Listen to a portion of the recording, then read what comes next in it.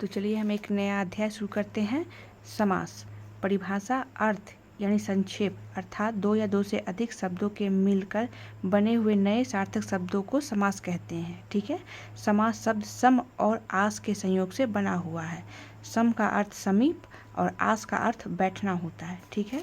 समास के 6 भेद होते हैं। पद की प्रधानता से 4 भेद होते हैं।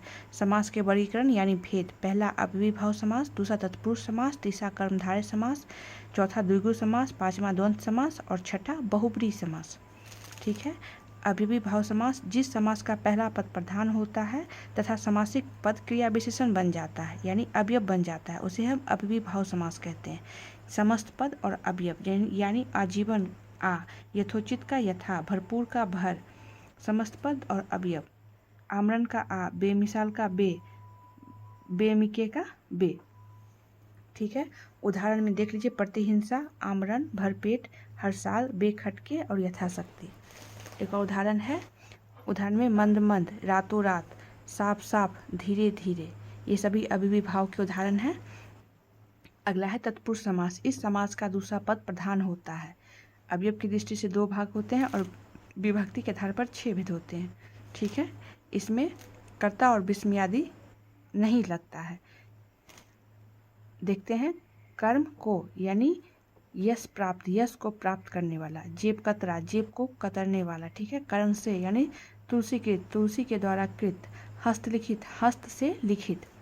संप्रदान यानी के लिए, देश के लिए भक्ति। रसोई घर, रसोई के लिए घर। ठीक है। अपादान यानी से।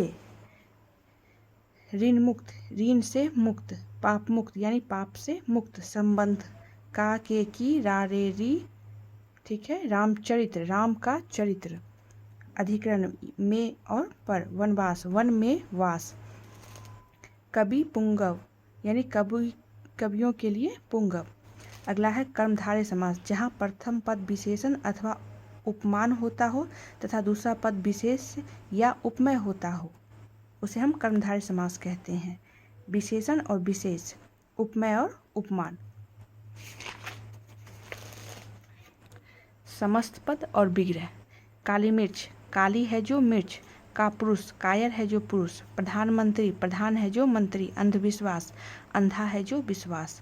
अगला है द्विगु समास। इस समास का प्रथम पद संख्यावाचक विशेषण होता है और दूसरा पद उसका विशेष्य होता है। ठीक है।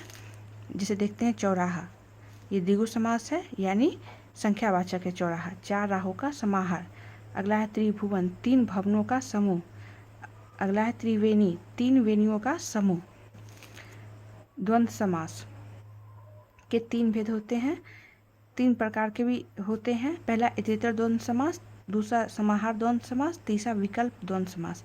इतरेतर द्वंद्व समास, समास में दोनों पद प्रधान होते हैं। उदाहरण के लिए माता पिता, राधा कृष्ण और 25।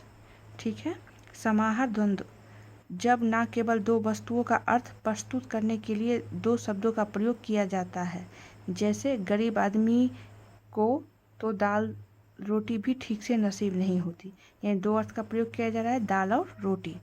विकल्प द्वंद्व, जिस समास में 2 शब्दों के बीच अथवा आदि विकल्प सूचक अवयव का लोप होता हो, उसे हम विकल्प द्वंद्व समास कहते हैं। जैसे यश अपयश, सुख दुख, आज कल, हानि लाभ और जीवन और मरण, यानी दोनों एक दूसरे के उल्टा हो।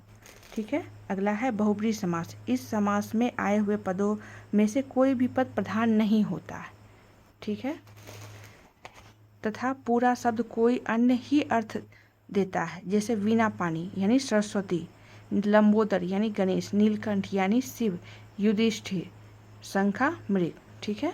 अगला है द्विगु समास। पहला पद संख्यावाची। ठीक है। जैसे त्रिपाठी, चौराहा, सप्ताह, नवरत्न, पंचामृत और शताब्दी। समास का चैप्टर यहीं समाप्त होता है। धन्यवाद।